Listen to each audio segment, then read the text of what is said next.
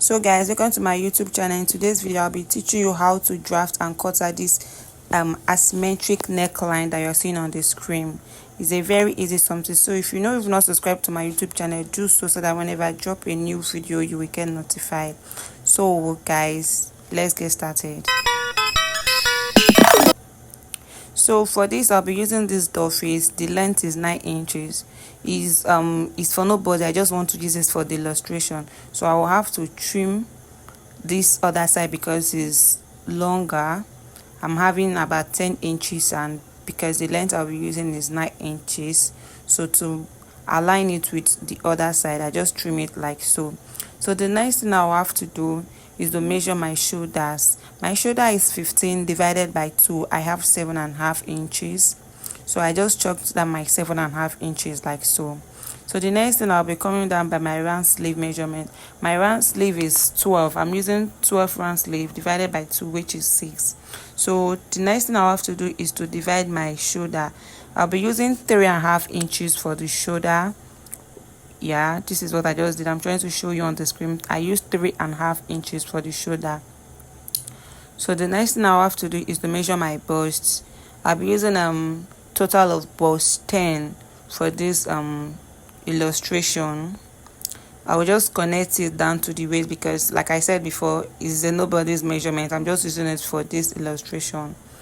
So the next thing I have to do is connect from that 10 I have to the shoulder like so. If you have your ruler, you can use your ruler, but this is me trying to use my freehand sketch. So just connect it like so. Then the next thing I have to do is to measure my neck length. I'll be coming down by 1.5 inches. So from that 1.5 inches I'll connect it like so. So just watch me closely as I connect it. So this is just basically on how to draft this. This is the first step. So I'm trying to highlight the line so that you can see it properly. The next thing you have to do is to go ahead and cut it out. While cutting, make sure you don't cut inside of the chalk that you already marked. Cut outside of the line to avoid you cutting out your materials. So just cut it like so. This is basically all we have. This is the step 1. So the second step is open it up just like this. Yeah, this is just open it up like this. The next thing you have to do is measure whichever way you want your opening to be. I don't want it to be too open, so I will be using just 6 inches for the length. After that, just highlight the mark like this so that you can see it properly. This is, I use 6 inches to come down. Then from the other shoulder, I'll be going out from the shoulder just 1 inch. Yeah, just like so. So from that place, from that 1 inch I marked, connect it all through to that 6 inches. Whenever you're connecting it, make sure you're covering your hand so that you won't end up having just straight v-neck. So this is it, just connect it like so. Then from that 6 inches, connect it to the shoulder. I forgot to show you guys what I did from that shoulder. I also went out from 1 inch before I connected like so. The next thing is to trim it out.